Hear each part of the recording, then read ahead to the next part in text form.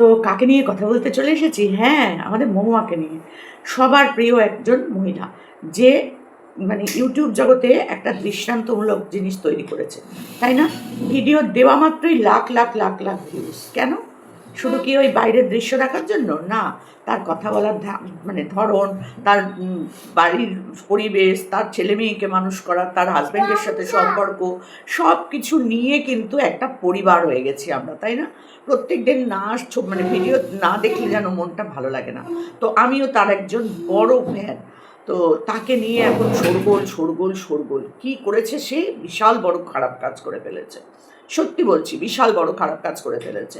একটা জীবিত মানুষের সাথে মানে হ্যাঁ, একটা মৃত মানুষের তুলনা করে ফেলেছে। শাশুড়ি মা মারা গেছে, কিন্তু ক্লিক বেল্ট খেলে দিয়েছে কি? ক্লিক বেল্ট না কি বলে, খেলে দিয়েছে কি না, নিজের মায়ের ছবি দিয়েছে। কতটা খারাপ লেগেছে প্রত্যেকটা মানুষের।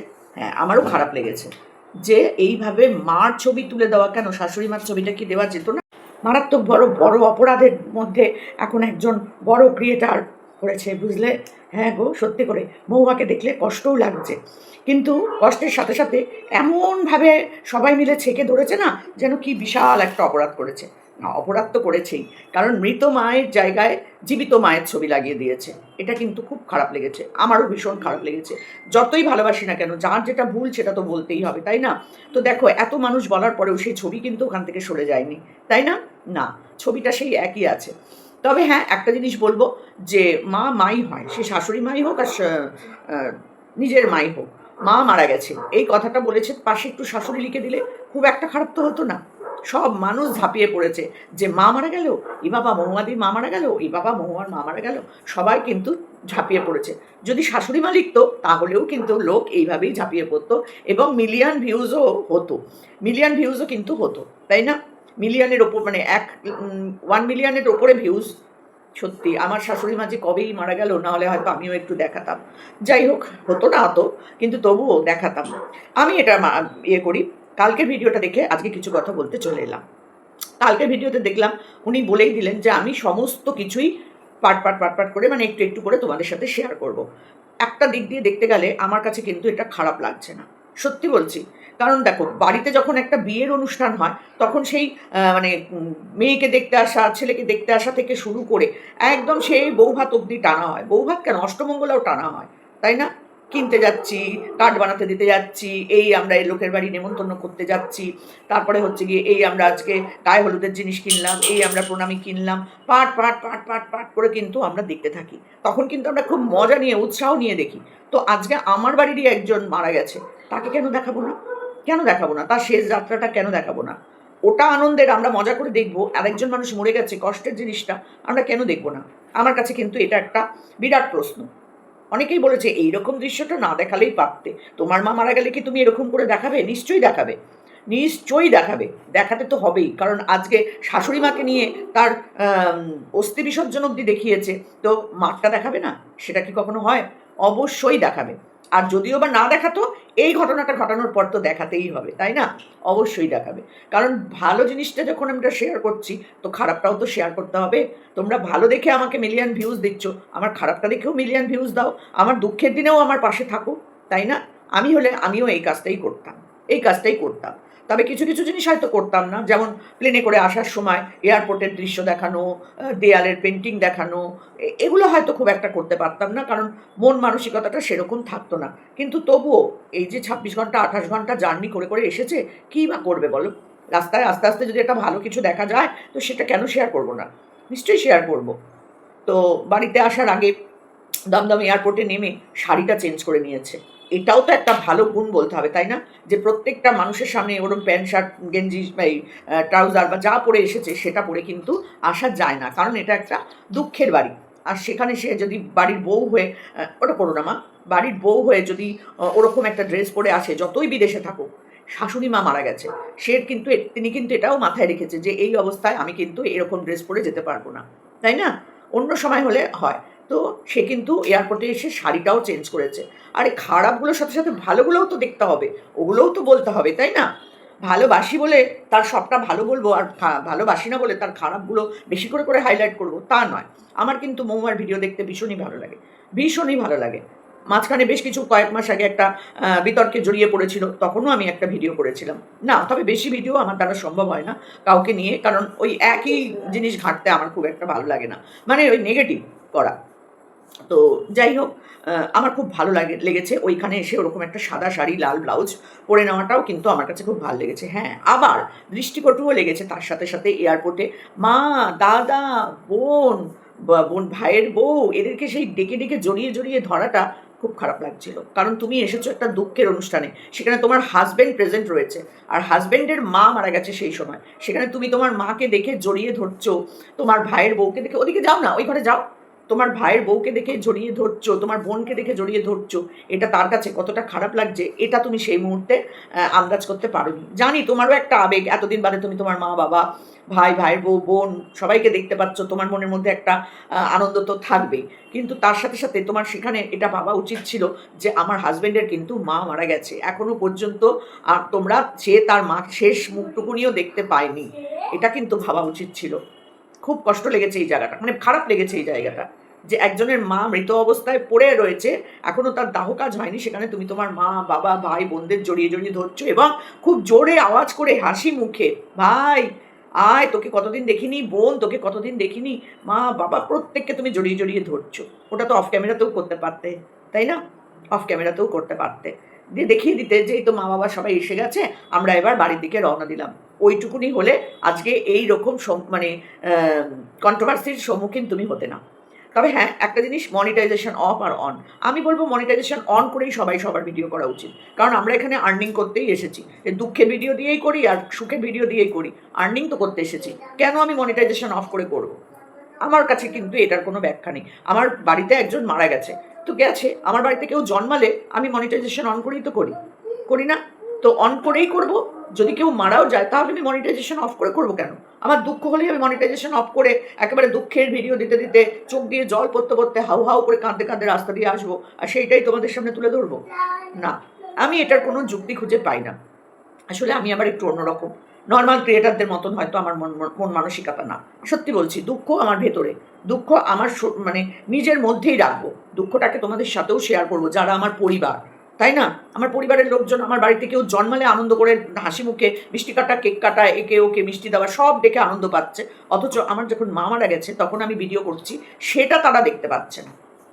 তখন আমাকে মনিটাইজেশন অফ করে দিতে হবে, তখন আমাকে দুঃখে কাঁদতে কাঁদতে যেতে হবে। ও মা, কেন? আমি তো কিছু মানে খুঁজে পাইনি।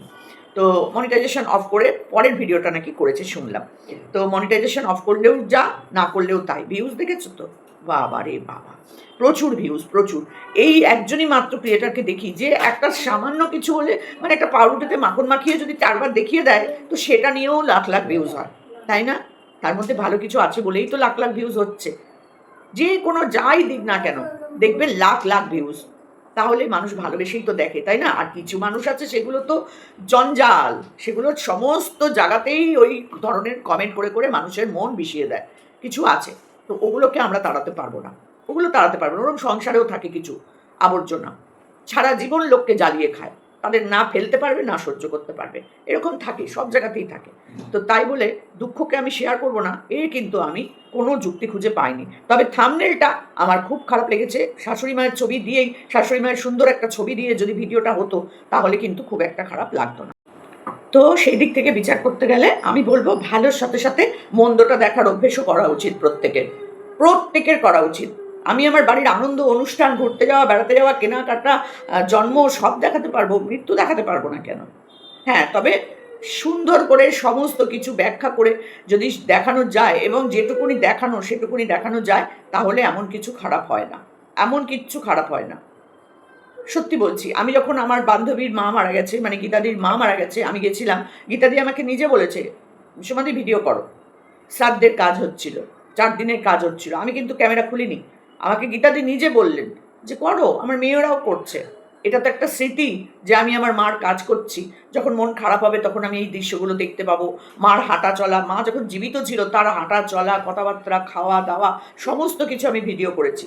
আর মার শেষ কাজটা আমি করছি, মাকে একটা, আমার যে মা যে আমাকে জন্ম দিয়েছে, তার জন্য যে আমি শ্রদ্ধাঞ্জলি দিচ্ছি, তার জন্য যে আমি এই 10টা দিন নানান রকম মানে ভাবে তার আত্মার শান্তি কামনা করছি, তো এগুলো কি আমি দেখাবো না? আমি যখন একজন ব্লগার, তো আমি না দেখানোর কি আছে?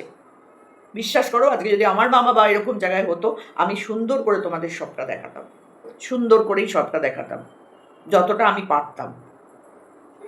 যে যেমনভাবে নেবে। তবে আমি মহুয়ার সাপোর্ট, কারণ এই জায়গায় কোনো ভুল সে করেনি, কোনো ভুল করেনি। থাম্বনেলটা ভুল করেছে, টাইটেলটা ভুল করেছে, প্রথম দিনই যেটা বলা হয়েছে।